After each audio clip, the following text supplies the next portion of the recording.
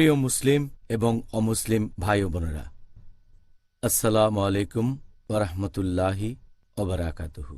আল্লাহ সুবহানাহু ওয়া তাআলার দয়া, শান্তি ও রহমত আপনাদের সবার উপরে বর্ষিত হোক। আমাদের অনুষ্ঠানে স্বাগতম। Ramzan, a date with doctor Zakir.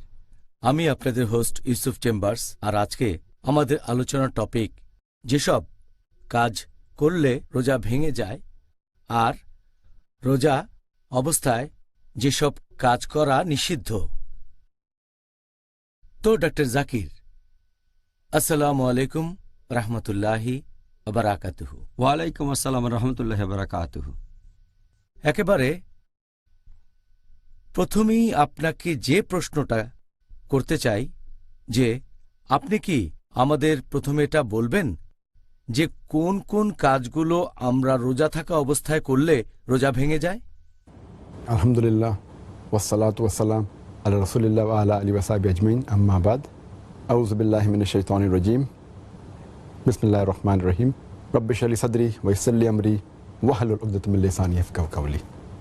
রোজার সময় যে কাজগুলোর কারণে রোজা ভেঙে যায় সেগুলো পবিত্র কোরআনে আছে, আর নবী সাল্লাল্লাহু আলাইহি ওয়াসাল্লামের হাদিসেও আছে।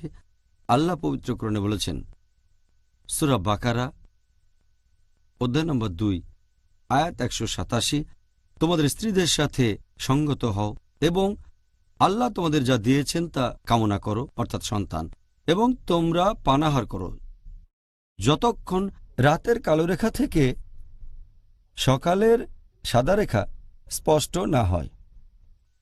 এরপর রোজা রাখবে, রোজা পূর্ণ করবে রাত না আসা পর্যন্ত। এখানে আমরা 3টা কাজ পাচ্ছি: খাওয়া দাওয়া, পান করার সহবাস। এছাড়া সহিহ হাদিসেও কিছু কাজের কথা বলা হয়েছে যেগুলো নিষিদ্ধ।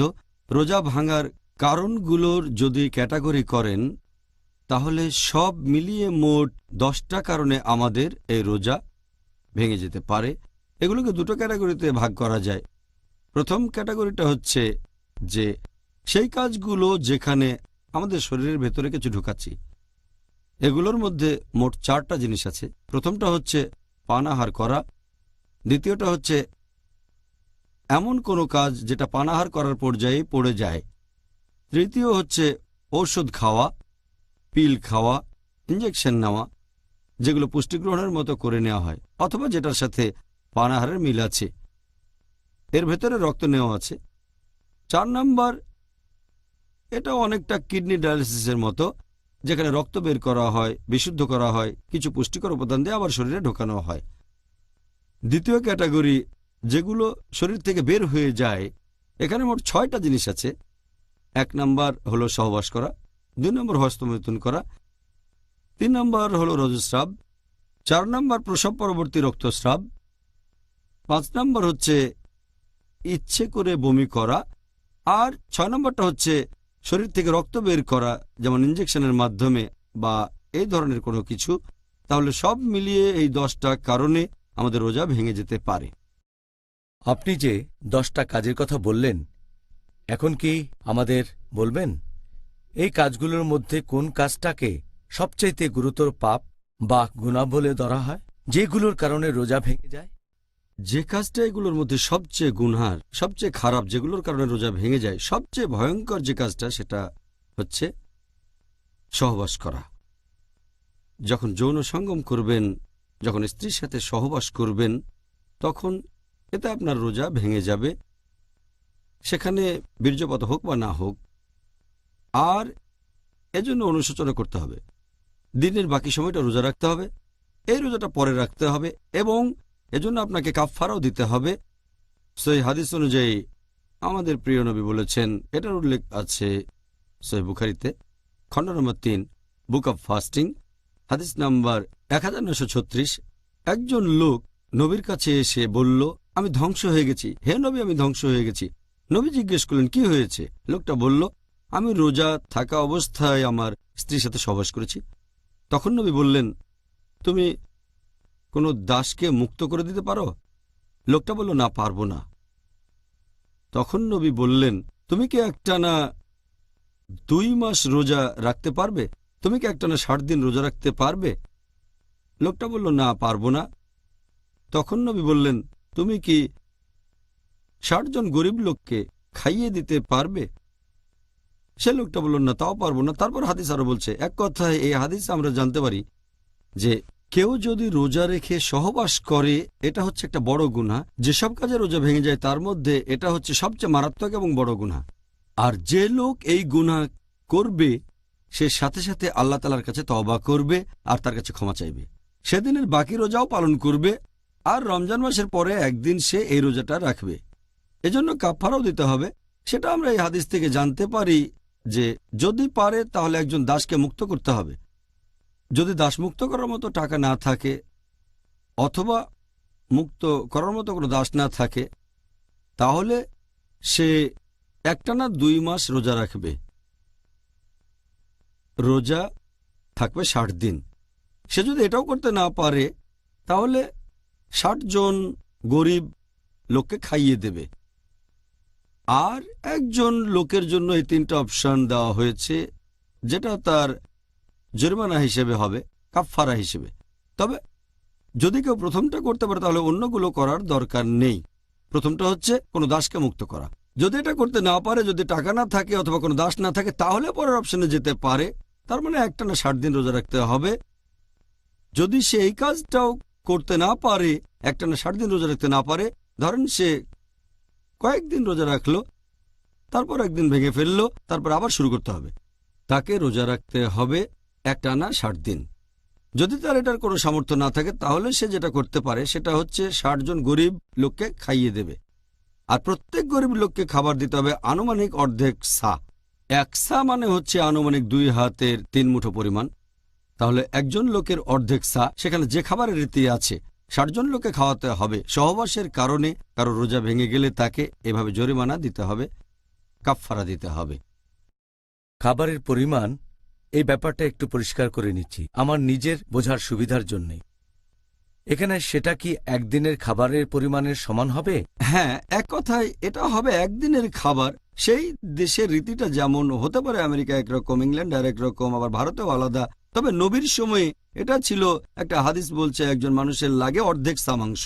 আর প্রত্যেক সার পরিমাণ হচ্ছে, যদি ২ হাত এভাবে বাড়িয়ে দেন ৩ বারে যে পরিমাণ মাংস আসবে সেটাই হলো ১ সা। তাহলে ৩ মুঠোর অর্ধেক। আরেকটা হাদিস বলছে যে ১ মুদ মাংস, অর্থাৎ হাত বাড়িয়ে দিলে ১ মুঠোয় যে পরিমাণ মাংস ধরবে, এটা করবেন গরিব কোনো লোককে খাইয়ে দিতে চান, তাকে তৃপ্ত করতে যদি চান। তাহলে এক কথায় কাফফারা হিসেবে ৬০ জন গরিব লোককে খাইয়ে দেবেন আর তাদের খাওয়াবেন সেই দেশের হিসেব অনুযায়ী, কাফফারা হিসেবে এদের খাওয়াবেন। আর যদি আমার এলাকায় কোনো গরিব মানুষকে খুঁজে না পাই তাহলে কি কাছাকাছি এলাকায় খোঁজ করে দেখব? হ্যাঁ, অবশ্যই। বর্তমানে এটা এমন কঠিন না যে খাওয়ানোর জন্য ৬০ জন লোক পাওয়া যাবে না। আমি পৃথিবীর এমন কোনো জায়গার কথা শুনিনি যেখানে বিনা পয়সায় খাওয়ানোর জন্য লোক পাওয়া যায় না। এখানে হয়তো আপনি পাবেন না, তবে বাইরে একটু ঘোরাঘুরি করে দেখেন আপনার শহর, আপনার দেশে, তাহলে অবশ্যই পাবেন। আমি আল্লাহর কাছে দোয়া করছি এমন গরিব যেন না থাকে। আমিন, অবশ্যই আমিন। সেদিন আসবে ইনশাআল্লাহ। ইনশাআল্লাহ, ইনশাআল্লাহ। ডাক্তার জাকির, এবারে কি বলবেন যে দ্বিতীয় সর্বোচ্চ গুরুতর পাপ কাজটা কি, যেটার কারণে রমজান মাসে রোজা ভেঙে যায়? রোজা ভাঙার ক্ষেত্রে দ্বিতীয় মারাত্মক যেটা রোজাকে বাতিল করে দেয় সেটা হস্তমৈথুন। এটা আমরা আমাদের নবীর একটা হাদিস থেকে জানতে পারি। এটার উল্লেখ আছে সহিহ বুখারীতে, খণ্ড নম্বর ৩, বুক অব ফাস্টিং, হাদিস নম্বর 1894। আমাদের নবী বলেছেন যে আল্লাহ সুবহানাহু ওয়া তাআলা বলেছেন যে আদম সন্তানেরা যেসব কাজ করে সেগুলো নিজের জন্য, শুধু রোজা বাদে, রোজা আমার জন্য, আমি তাকে পুরস্কার দেব। এরপর আরো বলা হয়েছে যে যে লোক বিরত থাকে, সংযত থাকে খাওয়া থেকে, পানীয় থেকে আর তার আকাঙ্ক্ষা থেকে আমার খাতিরে, আল্লাহ বলেছেন যে বিরত থাকে পানাহার এবং নিজস্ব আকাঙ্ক্ষা থেকে আমার খাতিরে। এই আকাঙ্ক্ষা আপনারাও বুঝতে পারছেন, এর মধ্যে হস্তমৈথুনও আছে।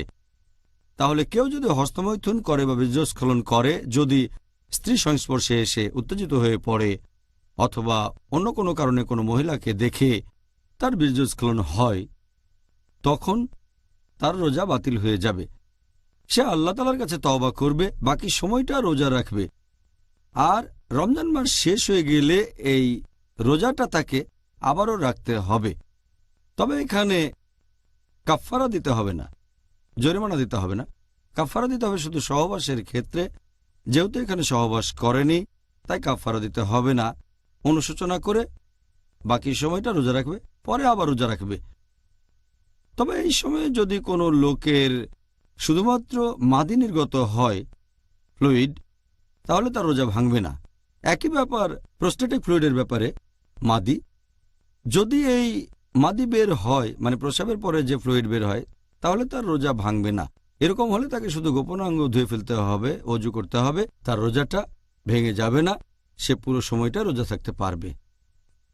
আমার মনে হয় এই ব্যাপারটা জানা পশ্চিমা দেশের অনেকের জন্যই খুব উপকারী হবে। আল্লাহ আমাদের রক্ষা করুন, আমরা যেন আমিন। আকাঙ্ক্ষাকে নিয়ন্ত্রণ করতে পারি ইনশাআল্লাহ। ডক্টর জাকির, এই প্রশ্নটা প্রথমবার শুনে অনেক সহজ মনে হলেও আসলে কিন্তু সেরকম নয়। কোনো কিছু খেলে বা পান করলে কি রোজা ভেঙে যাবে? এটাকে কি গুরুতর পাপ বলে ধরা যেতে পারে? রোজা রেখে যদি ইচ্ছাকৃতভাবে পানাহার করেন, তাহলে সেটা বড় গুনাহ। রোজা রেখে কেউ ইচ্ছাকৃতভাবে খাওয়া দাওয়া করলে সেটা একটা বড় গুনাহ।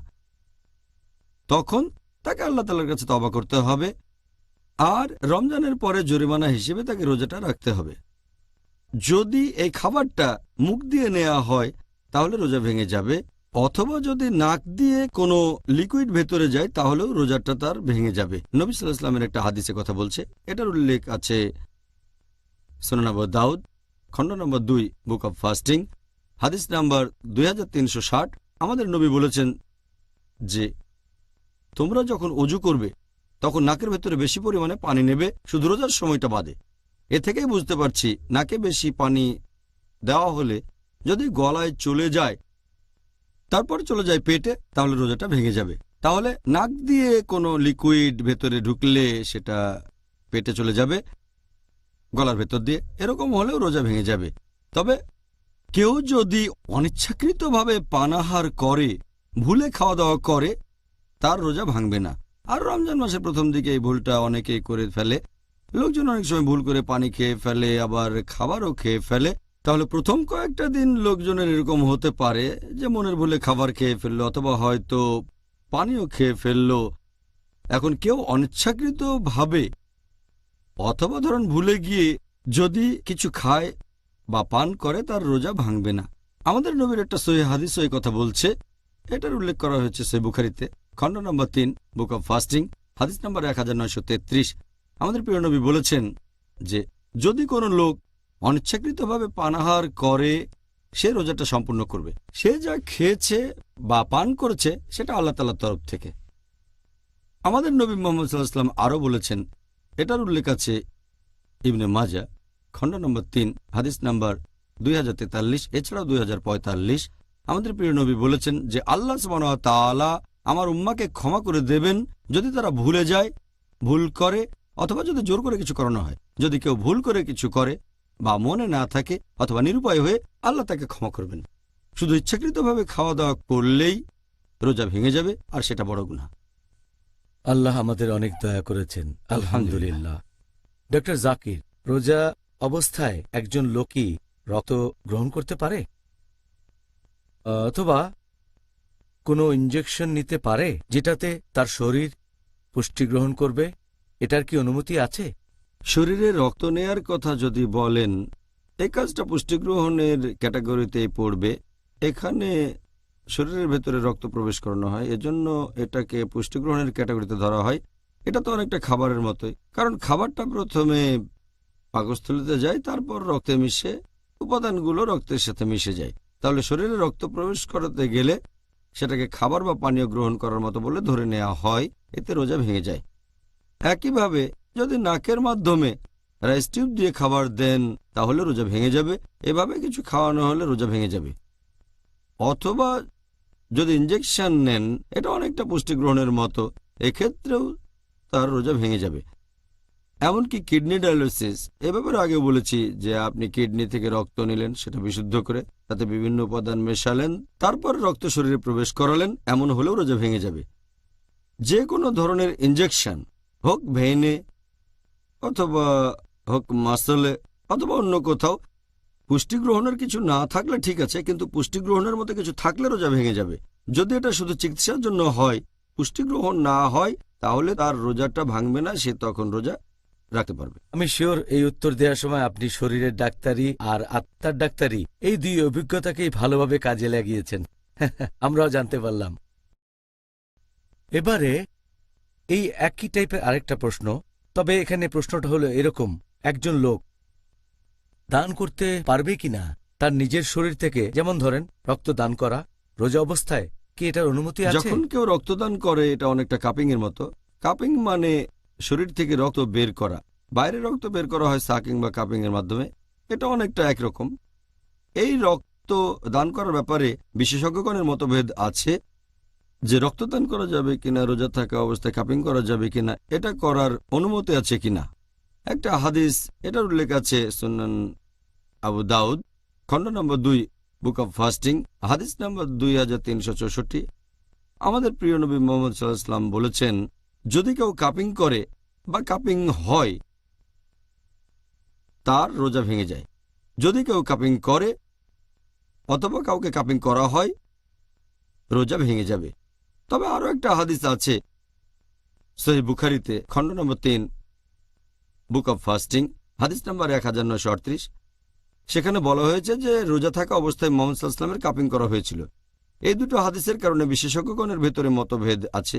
একদল বিশেষজ্ঞ বলেন যে যেহেতু মুহাম্মদ সাল্লাল্লাহু আলাইহি ওয়াসাল্লাম আমাদের নির্দেশ দিয়েছেন যে কাউকে যদি কাপিং করা হয় আর যে কাপিং করবে তাদের রোজা ভেঙে যাবে।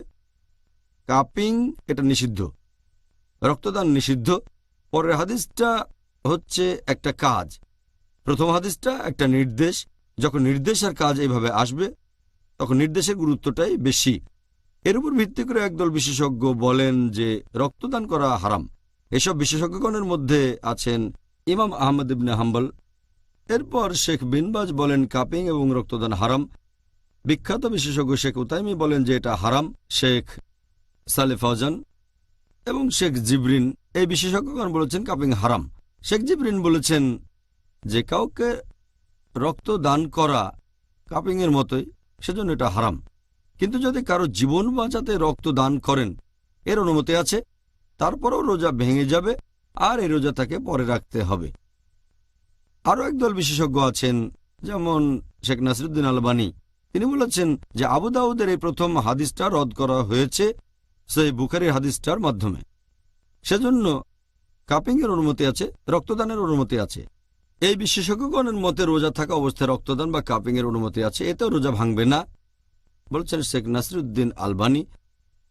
এরপর আছেন একজন সাহাবী আনাস ইবনে মালিক রাদিয়াল্লাহু আনহু, তারপর হযরত আয়েশা রাদিয়াল্লাহু আনহা, তারপর আছেন ইমাম মালিক, তারপর ইমাম শাফি। তাহলে এই দলেও অনেক বিশেষজ্ঞ আছেন যারা বলেন যে রক্তদান করলে রোজা ভেঙে যায় না।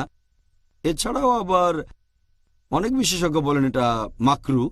আবার অনেক বিশেষজ্ঞ বলেন যেহেতু আমাদের মধ্যে অনেক মতভেদ, তাই রোজা অবস্থায় রক্ত না দেয় ভালো, দিতে চাইলে সূর্য ডুবার পরে।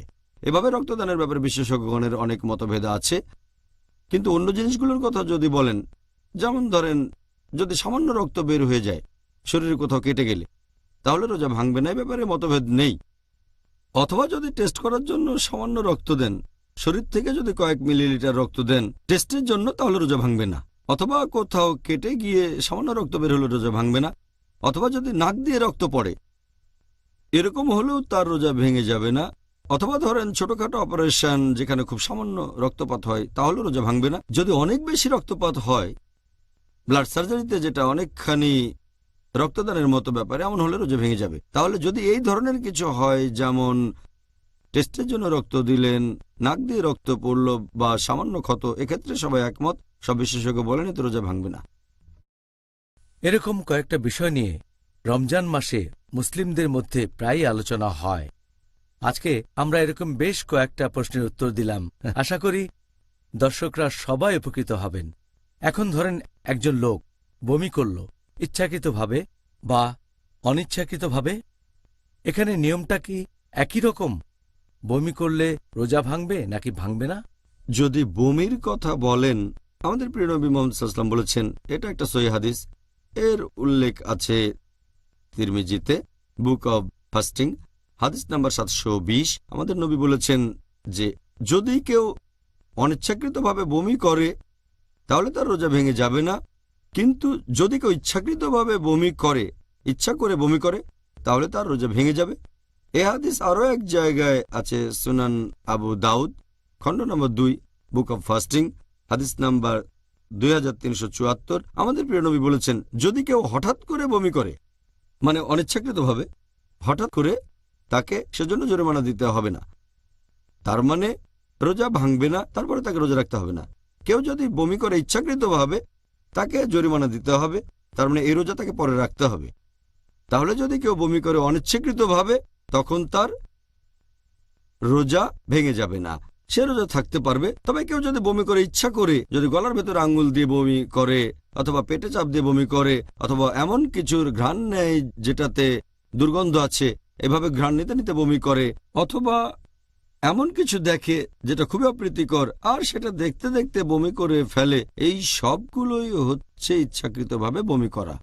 ইচ্ছে করে বমি করলে পরে আপনাকে সে রোজা রাখতে হবে। আবার যদি অনিচ্ছাকৃতভাবে আপনার বমি বের হয়ে আসে আর সেটা ভেতরে ঢুকিয়ে ফেলেন, তাহলে রোজা ভেঙে যাবে। যদি বমি আসতে থাকে অনিচ্ছাকৃতভাবে, তাহলে সেটা বের করে দেন, চেপে রাখবেন না, এমন হলে রোজা ভাঙবে না। কিন্তু যদি বের হওয়ার পর আবার ভেতরে ঢুকিয়ে ফেলেন, তাহলে আপনার রোজা ভেঙে যাবে। হ্যাঁ, রোজা ভেঙে যাবে যদি আপনি বমিটা গিলে ফেলেন। অনিচ্ছাকৃতভাবে বমি আসলে সেটা বের করে দেন, আপনার রোজা ভাঙবে না। আচ্ছা, সুন্দর, আপনাকে অনেক ধন্যবাদ। আমি নিশ্চিত অনেকের সন্দেহ দূর হয়েছে। ডক্টর জাকির, এবারে মনে করেন এমন একজন মহিলা যার রক্তস্রাব চলছে, অর্থাৎ পিরিয়ড, এই সময়টাতে মহিলাদেরকে নামাজ আদায় করা থেকে অব্যাহতি দেয়া হয়েছে, আর এই নামাজগুলো তাকে পরে আদায় করতে হবে না। সেটা আমরা এই অনুষ্ঠানের গত পর্বে জানতে পেরেছি। এখন রোজা রাখার ক্ষেত্রে যে নিয়মটা কি, সেটা কি একই রকম? যদি রোজা রাখার কথা বলতে হয়, সে সময় যদি কোনো মহিলার রজস্রাব শুরু হয়, হাদিস অনুযায়ী এটার উল্লেখ আছে সহিহ বুখারীতে খণ্ড নম্বর 3 বুক অব ফাস্টিং হাদিস নম্বর 1951। হযরত আয়েশা রাদিয়াল্লাহু আনহা, নবী মুহাম্মদ সাল্লাল্লাহু আলাইহি ওয়াসাল্লামের স্ত্রী, তিনি বলেছেন, তাকে প্রশ্ন করা হয়েছিল যে রজস্রাব হলে তাকে কি পরে এই রোজাগুলো রাখতে হবে। এ ব্যাপারে তিনি বলেছেন যে কোনো মহিলা যদি রোজা রাখে আর তখন যদি তার রজস্রাব শুরু হয়ে যায় রমজান মাসে, যদি সে তখন রোজা থাকে আর রজস্রাব শুরু হয়ে যায়, এক্ষেত্রে নবী বলেছেন যে রোজাটা পরে রাখতে হবে। তবে নামাজের ক্ষেত্রে তিনি এই কথা বলেননি। তাহলে নবী সাল্লাল্লাহু আলাইহি ওয়াসাল্লামের এই হাদিস অনুযায়ী, যেটার বর্ণনা দিয়েছেন তার স্ত্রী হযরত আয়েশা রাদিয়াল্লাহু আনহা, এখানে নামাজ পরবর্তীতে আদায়ের কথা বলা হয়নি, তবে রোজা পরবর্তীতে রাখার কথা বলা হয়েছে। যদি কোনো মহিলার রজস্রাব হয় অথবা প্রসব পরবর্তী রক্তপাত, তখন সে রোজা রাখতে পারবে না, রোজাটা ভেঙে যাবে। যদি এটা শুরু হয় দিনের মাঝামাঝি, রোজা ভেঙে ফেলতে হবে। এছাড়াও যদি রজস্রাব শুরু হয় সূর্যাস্তের সামান্য একটু আগে, সেক্ষেত্রেও ভেঙে ফেলতে হবে, রোজা রাখা যাবে না। তবে যদি রজস্রাব বন্ধ হয়ে যায় ফজরের ঠিক আগে, তাহলে সে রোজা রাখতে পারবে। কিন্তু যদি তার রজস্রাব বন্ধ হয় ফজরের নামাজের কিছুক্ষণ পরে, তাহলে রোজা রাখবে না। আর রমজান মাসের পরে কোনো এক সময় তাকে এই রোজাগুলো রাখতে হবে। মহিলাদের রজস্রাব বা প্রসব পরবর্তী রক্তস্রাব হলে রোজা ভেঙে যায়। এটার কারণ হচ্ছে সে সময় শরীর থেকে অনেক রক্ত বেরিয়ে যায়, আর আল্লাহ সুবহানাহু ওয়া তাআলা কারো উপরেই বেশি বোঝা চাপাতে চান না। এটা আল্লাহ সুবহানাহু ওয়া তাআলার একটা দয়া, তিনি কাজ কঠিন করে দেননি। রক্ত বেরিয়ে গেল, আর যদি নিয়ম করে দেওয়া হয় যে খাবার খেতে পারবে না, পানি খেতে পারবে না, এটা অতিরিক্ত বোঝা। তাই আল্লাহ তাআলা এখানে মহিলাদের অব্যাহতি দিয়েছেন যে রোজা রাখার দরকার নেই, তবে এটা রমজানের পরে রাখতে হবে। এখন পরবর্তীতে রোজা রাখার কথা বলা হয়েছে, কিন্তু নামাজের কথা বলা হয়নি, কারণ নামাজ তো সব মানুষকে তার জীবনের প্রত্যেক দিনই পড়তে হবে, দিনে কমপক্ষে 5 ওয়াক্ত। তাহলে সেই মহিলা যদি নামাজ মিস করে, হতে পারে 5 দিন, 6 দিন, 7 দিন, এভাবে, এগুলো সে কখন পড়বে? কারণ প্রত্যেক দিনই তো সে কমপক্ষে 5 ওয়াক্ত নামাজ পড়ছে। আর রোজা রাখাটা ফরজ শুধু রমজান মাসে। সেই মহিলা যদি রমজানের 7 দিন রোজা রাখতে না পারে, রমজান শেষ হলে কাফফারা হিসেবে তাকে এই রোজাগুলো রাখতে হবে। তাই আমার মনে হয়, আমার মত অনুযায়ী, এ কারণে আল্লাহ সুবহানাহু ওয়া তাআলা এবং আমাদের নবী মুহাম্মদ সাল্লাল্লাহু আলাইহি ওয়াসাল্লাম বলেছেন, মহিলারা রজস্রাবের সময় নামাজ মিস করলে সেটা পরবর্তীতে পড়া লাগবে না, তবে রমজান মাসে যদি মিস করে তাহলে পরে রোজা রাখতে হবে। সুন্দর। আশা করি সবার কাছে এই ব্যাপারটা পরিষ্কার হয়েছে। তাহলে ডক্টর জাকির, অনুষ্ঠানের এই পর্যায়ে আমরা এখন দর্শকদের পাঠানো প্রশ্নগুলোর উত্তর দিতে পারি। আর পিস টিভির দর্শকদের কাছ থেকে আমরা হাজার হাজার চিঠি পেয়েছি অনুষ্ঠানের টপিক অনুযায়ী। এখন আপনাকে এখান থেকে বেশ কয়েকটা প্রশ্ন করতে চাই। ইনশাআল্লাহ, আমিও খুশি হব। তো ডক্টর জাকির, দর্শকদের পাঠানো প্রথম প্রশ্নটা হচ্ছে যে ধরেন একজন লোক সেহরির পরে যদি তখন অনিচ্ছাকৃতভাবে কোনো খাবারের কণা আটকে থাকে তার দাঁতের ফাঁকে, আর তারপর যেহেতু আমাদের মুখের ভেতরে লালা আছে তাই আমরা প্রায় ঢোক গিলি, ধরেন সেই খাদ্যকণা গলা দিয়ে নিচে নেমে গেল, চলে গেল পাকস্থলিতে, ঠিক আছে, ধরেন সেই খাদ্যকণাটা সে গিলে ফেলল। এখন এই অবস্থায় পড়লে তার রোজা কি ভেঙে যাবে নাকি ভাঙবে না? আর এর সাথে আমরা আরও একটা বিষয় জানতে চাই, যদি কেউ নিজের লালা বা মিউকাস গিলে ফেলে সেক্ষেত্রে তাকে কি করতে হবে? অনেক সময় দেখা যায় এরকম হতে পারে যে খাবারের কণা দাঁতের ফাঁকে আটকে গেছে, হতে পারে সাহারি খাওয়ার সময়। এখন দাঁতের ফাঁকে আটকে থাকা খাবার পেটে চলে গেল, কিন্তু সে লোক টের পেল না। আর যদি না বুঝে খাবারটা গিলে ফেলে তার রোজা ভাঙবে না। তবে যদি খাবারের কণাটা বড় হয়, ওই ব্যক্তি টের পেয়ে গেলে বের করে ফেলে দিতে হবে। আর অনিচ্ছাকৃতভাবে যদি সেই খাবারের কণা তার পেটের ভেতরে চলে যায় তাহলে আল্লাহ ক্ষমা করে দেবেন, রোজা বাতিল হয়ে যাবে না। কিন্তু যদি টের পান আর ইচ্ছাকৃতভাবে গিলে ফেলেন তাহলে রোজা ভেঙে যাবে। অনিচ্ছাকৃতভাবে হলে রোজা ভাঙবে না। যদি আপনি টের পান যে দাঁতের ফাঁকে খাবারের কণা আটকে আছে, বের করে ফেলে দেবেন। আর এছাড়াও যদি কারো দাঁত থেকে রক্ত বের হয়, হয়তো মেসওয়াকের পরে অথবা রোজা থেকে ব্রাশ করার সময়, সেই রক্ত ফেলে দিতে হবে। অনিচ্ছাকৃতভাবে যদি রক্ত পেটে চলে যায় আল্লাহ আপনাকে ক্ষমা করে দেবেন, তবে ইচ্ছাকৃতভাবে গিলে ফেলবেন না। এবার আপনার দ্বিতীয় প্রশ্নের অংশটা নিয়ে বলি। তার মানে মিউকাসের ব্যাপারে মাথা থেকে আসতে পারে প্যারানেজাল সাইনাস দিয়ে, অথবা নাক দিয়ে, অথবা গলা খাকারি দিলে মুখের ভেতরে যে লালা চলে আসে সেটা যদি গলার ভেতরে পাকস্থলিতে চলে যায়, মুখের সামনে আসে না, এটা খুবই স্বাভাবিক ব্যাপার। অনেক মানুষেরই এমন হয়, মিউকাস বা লালা গলার ভেতরে আটকে থাকে, তারপর কোনো এক সময় পাকস্থলিতে চলে যায়। এতে কোনো সমস্যা নেই, এতে রোজা ভেঙে যায় না, কারণ এটা ন্যাচারাল প্রসেস। কিন্তু সেটা যদি মুখে চলে আসে তাহলে বাইরে ফেলে দেবেন। যদি মিউকাস বা লালা মুখে চলে আসে ফেলে দেবেন। অনিচ্ছাকৃতভাবে মুখে আসার পর গিলে ফেললে আল্লাহ আপনাকে ক্ষমা করবেন, তবে ইচ্ছাকৃতভাবে গিলা যাবে না। আচ্ছা, এবারের প্রশ্নকারী ইনি পেশায় একজন ইঞ্জিনিয়ার, আর তিনি আসলে জানতে চাচ্ছেন যে পবিত্র রমজান মাসে কেউ যদি বিয়ে করে তাহলে সেই বিয়ের অনুমতি আছে কিনা। রমজান মাসে বিয়ে করার কথা যদি বলতে হয়, পবিত্র কোরআনে বা সহিহ হাদিসের কোথাও কথা বলা হয়নি যে রমজান মাসে বিয়ে করা যাবে না। একজন ব্যক্তি বিয়ে করতে পারে বছরের যে কোনো সময়, তবে এই রমজান মাসে আমরা নিজেদের সংযত রাখি খাওয়া দাওয়া, পানীয় এবং স্ত্রী সহবাস করা থেকে। এটা নির্ভর করবে তাদের উপরেই। যারা রমজান মাসে বিয়ে করছে তাদের তখন কি করতে হবে? দিনের বেলায় নিজেদের আকাঙ্ক্ষাকে দমিয়ে রাখতে হবে, সূর্য ওঠা থেকে শুরু করে সূর্যাস্ত পর্যন্ত নিজেদের সংযত রাখতে হবে। আর এটাই পরীক্ষা।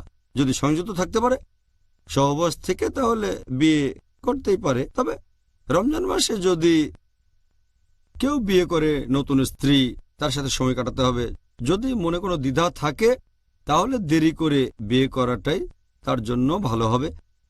রমজান মাসটা শেষ হলে রমজানের সময় সে আল্লাহ সুবহানাহু ওয়া তাআলাকে স্মরণ করবে। তবে এমনিতে রমজান মাসে বিয়ে করাটা হারাম না। এবারের প্রশ্ন যে ধরেন একজন মহিলা, সে কি এই রমজান মাসে পরীক্ষা করার জন্য গাইনোকোলজিস্টের কাছে যেতে পারবেন? যদি কোনো মহিলা রোজা থেকে যায় একজন গাইনোকোলজিস্টের কাছে, এতে কোনো সমস্যা নেই। তবে খেয়াল রাখতে হবে যে সেই গাইনোকোলজিস্ট বা ডাক্তার যেন একজন মহিলা হয়, কারণ হিজাব পালন করতে হবে। মহিলা যদি তখন কোনো পুরুষ ডাক্তারের কাছে যায় তাহলে সেটা হারাম। তখন যদি আশেপাশের কোনো ডাক্তার না থাকে অথবা সেই মহিলার খুব খারাপ অবস্থা অথবা মারাও যেতে পারে, সেই সময় যদি কোনো মহিলা গাইনোকোলজিস্ট পাওয়া না যায় তখন পুরুষ ডাক্তারের কাছে যেতে পারে সে। তবে এরকম না হলে মহিলা ডাক্তারের কাছেই যেতে হবে তাকে। যখন গাইনি ডাক্তারের কাছে যাবে তখন যদি কোনো টেস্ট করা হয়, গাইনি ডাক্তার বিভিন্ন রকম পরীক্ষা করতে পারেন, তার গোপনাঙ্গ পরীক্ষা করতে পারেন। গোপনাঙ্গে আঙ্গুল প্রবেশ করালে এতে রোজা ভাঙবে না, অথবা গোপনাঙ্গে ইনস্ট্রুমেন্ট প্রবেশ করালেও রোজা ভাঙবে না। তাহলে এই ধরনের টেস্ট অথবা কোনো কিছু যদি গোপনাঙ্গে প্রবেশ করানো হয় তাহলে রোজা ভাঙবে না। তারপরে সে গাইনি ডাক্তারের কাছে যাবে। তখন যদি কোনো টেস্ট করা হয়, তখন যদি জরায়ুর ভেতরে কোনো যন্ত্র প্রবেশ করানো হয় অথবা ক্যাথেটার দেয়া হলো, এসব কোনো কারণেই রোজা ভাঙবে না। এছাড়াও যদি তাকে গাইনি ডাক্তার পরীক্ষা করে থাকে, তার শরীরের ভেতরে কোনো যন্ত্রপাতি প্রবেশ করানো হয়, হয়তো ইউরিনাল প্যাসেজ দিয়ে, এসব টেস্টের কারণে রোজা ভেঙে যাবে না। কারণ এখানে ব্যাপারটা এমন না যে খাবার বা পুষ্টি শরীরের ভেতরে যাচ্ছে, আর খাবার বা পুষ্টি গোপনাঙ্গ দিয়ে গ্রহণ করানো যায় না, এটা আসলে অসম্ভব একটা ব্যাপার। তাই বিশেষজ্ঞগণ সবাই এ বিষয়ে একমত যে গাইনি ডাক্তারের কাছে যাওয়া যাবে, কিছু টেস্টও করাতে পারে, এতে রোজা ভেঙে যায় না। আশা করি এটা মুসলিম বন্ধুর জন্য যথেষ্ট উপকারী হবে। পরের প্রশ্ন, যদি কোনো লোক পেশার খাতিরে রিবা নেয় অথবা দেয়, যেটাকে এখানে দিনের ভাষায় বলা হয় ইন্টারেস্ট, তাহলে কি এমন যে তাদের রোজা কবুল করা হবে না? এখানে সুদ বা রিবার কথা যদি বলতে হয়, রিবা একটা বড় গুনাহ, এটা কবিরা গুনাহ। পবিত্র কোরআনে সব মিলিয়ে 8 জায়গায় রিবার কথা বলা হয়েছে। আল্লাহ এই কথা বলেছেন সূরা আল ইমরান অধ্যায় নম্বর 3 আয়াত নম্বর 130, সূরা নিসা অধ্যায় নম্বর 4 আয়াত 161। এরপর 3 বার আছে সূরা বাকারা অধ্যায় 2 আয়াত 275। এছাড়াও আছে সূরা বাকারা অধ্যায় 2 আয়াত 276। তারপরে সূরা বাকারা অধ্যায় 2 আয়াত 278 ও 279-তে আছে। আমি এখানে শেষের দুটো বলছি, বিস্তারিত বলছি না। পবিত্র কোরআনে সূরা বাকারা অধ্যায় 2 আয়াত 278 ও 279, তোমরা তোমাদের সুদের যে বকেয়া আছে সেটা ছেড়ে দাও। যদি কেউ সুদের এই দাবিটা না ছাড়ে, রিবা এটা একটা আরবি শব্দ, তোমরা যদি তোমাদের সুদের এই দাবিটা ছেড়ে না দাও তবে আল্লাহ এবং রাসূলের সাথে যুদ্ধের জন্য প্রস্তুত হও। যদি কেউ রিবার সাথে জড়িত থাকে, ইন্টারেস্ট, সুদ, আল্লাহ এবং রাসূল তার বিরুদ্ধে যুদ্ধ ঘোষণা করবেন। এটা খুবই বড় গুনাহ। মদ খাওয়ার চেয়েও এটা বড় গুনাহ। এটা মাদকদ্রব্য সেবনের চেয়েও একটা বড় গুনাহ। কারণ যদি মদ খান, মাদকদ্রব্য নেন, শুকরের মাংস খান, এগুলো বড় গুনাহ, কিন্তু এজন্য আল্লাহ এবং রাসূল যুদ্ধ ঘোষণা করবেন না। যদি রিবার মধ্যে জড়িয়ে পড়েন, সুদ নেন বা সুদ দেন, সুদ দেয়া বা সুদ নেয়া, এ দুটোই বড় গুনাহ। যদি কেউ রিবায় জড়িত থাকে, এমনিতে এতে তার রোজা ভেঙে যাবে না। কারণ রোজা ভাঙা যে কারণগুলোর কথা বলেছি সব মিলিয়ে 10টার কথা, এর মধ্যে রিবা নেই। তবে বড় গুনাহ এটা। রিবা থেকে নিজেদের বিরত রাখবো, বিশেষ করে রমজান মাসে, কারণ এটা হলো ক্ষমার মাস, আশীর্বাদের মাস। এতে করে আপনার পুরস্কার শুধু কমে যাবে। তবে রিবার কারণে আপনার রোজা ভেঙে যাবে না, রোজা বাতিল হয়ে যাবে না, কিন্তু তার পুরস্কার কমে যাবে। আমাদের নবী মুহাম্মদ সাল্লাল্লাহু আলাইহি ওয়াসাল্লাম বলেছেন, এটা আছে সহিহ বুখারীতে খণ্ড নম্বর 3 বুক অব ফাস্টিং হাদিস নম্বর 1903। আমাদের প্রিয় নবী বলেছেন, কেউ যদি মিথ্যে কাজ আর মিথ্যে কথা থেকে বিরত না থাকে তাহলে তার পানাহার থেকে বিরত থাকাতে আল্লাহর কোনো প্রয়োজন নেই। যদি কোনো মানুষ বিরত না থাকে খারাপ কাজ থেকে, গুনার কাজ থেকে, হারাম কাজ থেকে, তার পানাহার থেকে বিরত থাকায় আল্লাহর কোনো প্রয়োজন নেই। রিবার সাথে জড়িত থাকলে তার রোজা থাকার পুরস্কার কমে যাবে, হয়তোবা সে কোনো পুরস্কার নাও পেতে পারে। সুবহানাল্লাহ, ব্যাপারটা বেশ সিরিয়াস, তাই না? আর আমরা জানি যে দুর্ভাগ্যজনকভাবে অনেক মানুষ মনে করে যে এই ইন্টারেস্ট বা রিবা তাদের একটা অর্থনৈতিক নিরাপত্তা দিচ্ছে। দোয়া করি আল্লাহ যেন আমাদের রক্ষা করেন। ডক্টর জাকির, রোজার সময় যে কাজগুলো করতে অনুৎসাহিত করা হয়েছে সেগুলো এখনো আলোচনা করিনি। আপনি কি এখানে অন্যান্য কাজগুলির কথা বলবেন যেগুলোকে রমজান মাসে অনুৎসাহিত করা হয়েছে? রমজান মাসে অন্যান্য যে কাজগুলোকে অনুৎসাহিত করা হয়েছে সেগুলো হচ্ছে, অনেক মানুষ সারাদিন ধরে ঘুমায় কারণ সারা রাত জেগেছিল, শুধু নামাজ পড়ার সময়টায় ওঠে আবার ঘুমায়। রাতকে দিন আর দিনকে রাত বানিয়ে ফেলে। রোজা রাখার উদ্দেশ্য তো সেটা না। 2 নাম্বার, অনেক মানুষ অলস বসে থাকে, দিনের বেলায় কাজ করতে চায় না। 3 নাম্বার, রোজা রেখে অনেক লোকজন দিনের বেলায় সময় কাটাতে চায় খেলাধুলা করে, বিনোদনের মধ্যে। এই সময়টাতে এমন সব কাজ করবেন যেগুলো আমাদের নবীর সুন্নত। 4 নাম্বার, অনেকেই ইফতার পার্টি দেয় মানুষকে দেখানোর জন্য, আল্লাহ সুবহানাহু ওয়া তাআলার সন্তুষ্টির জন্য না। 5 নাম্বার, অনেকের বাসায় মহিলাদের বিভিন্ন রকম খাবার দাবার রান্না করতে বলে থাকে তারা, সাহরি আর ইফতারের জন্য।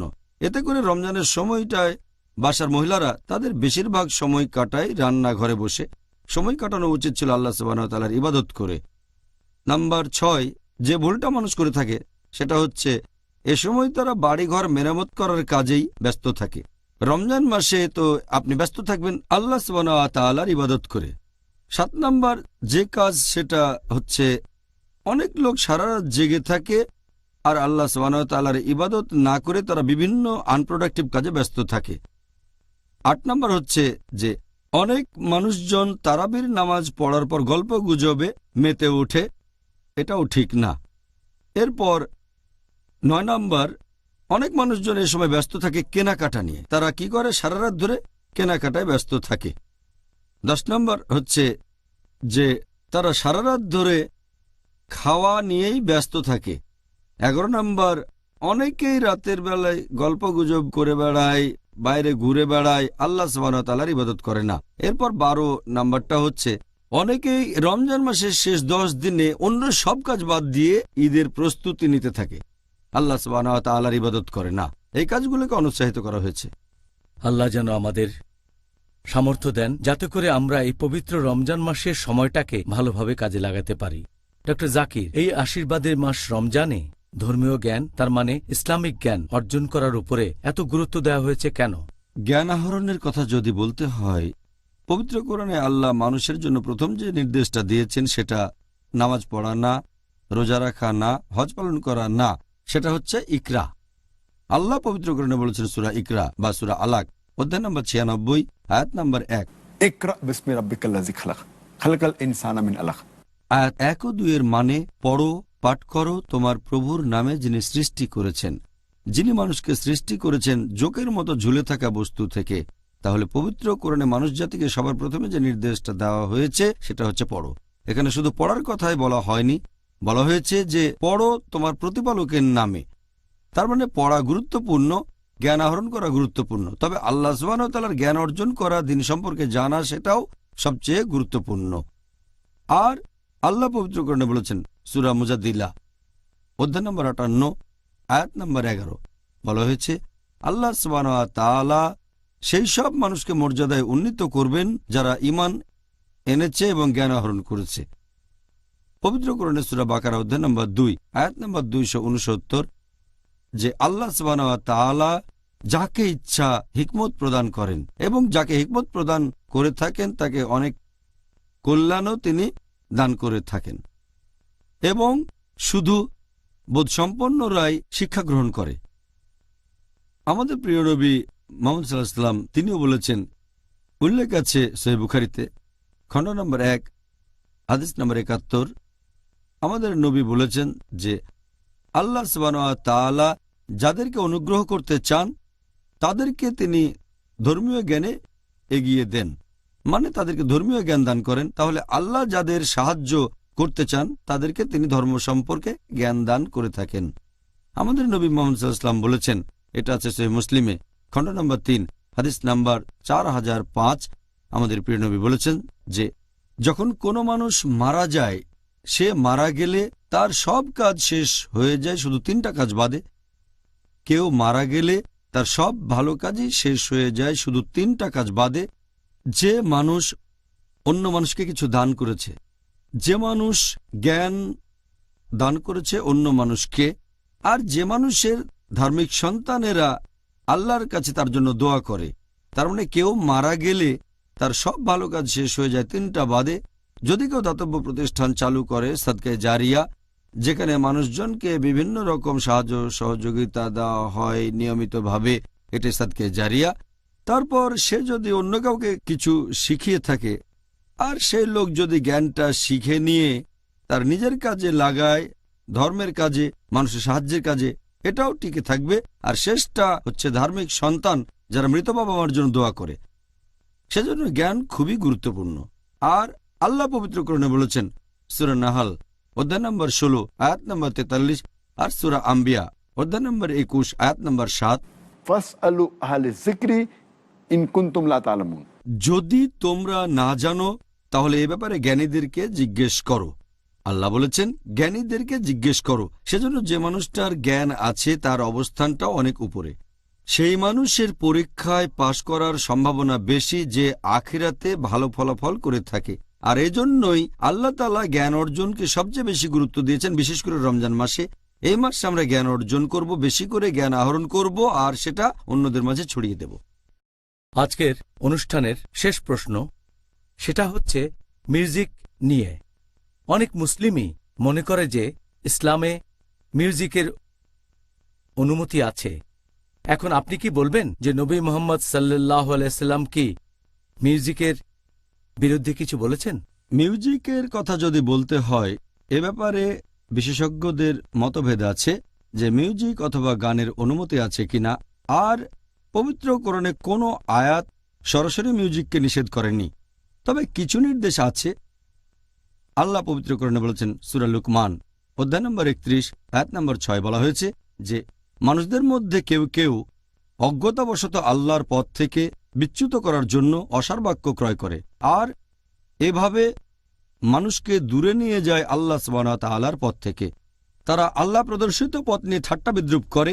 এদের জন্য রয়েছে খুবই অবমাননাকর শাস্তি।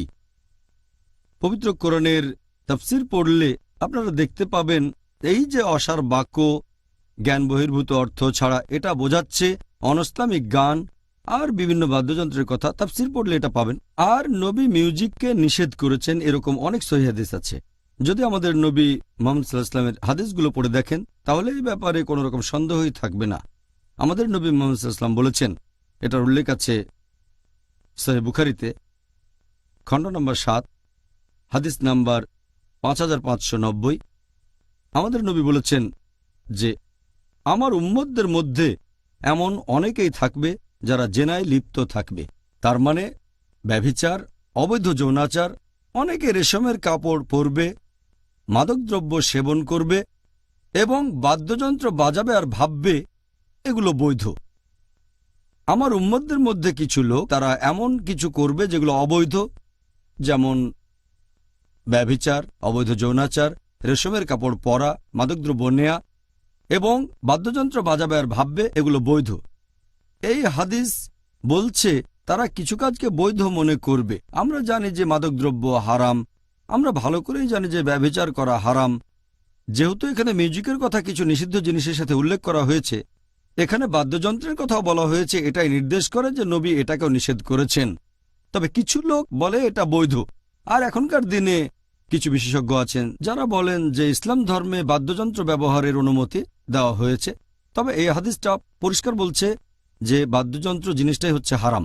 আরও কিছু সহিহ হাদিস আছে যেখানে কিছু বাদ্যযন্ত্রের ব্যাপারে অনুমতি দেওয়া হয়েছে, বিশেষ করে ধপ, তার মানে তাম্বুরি।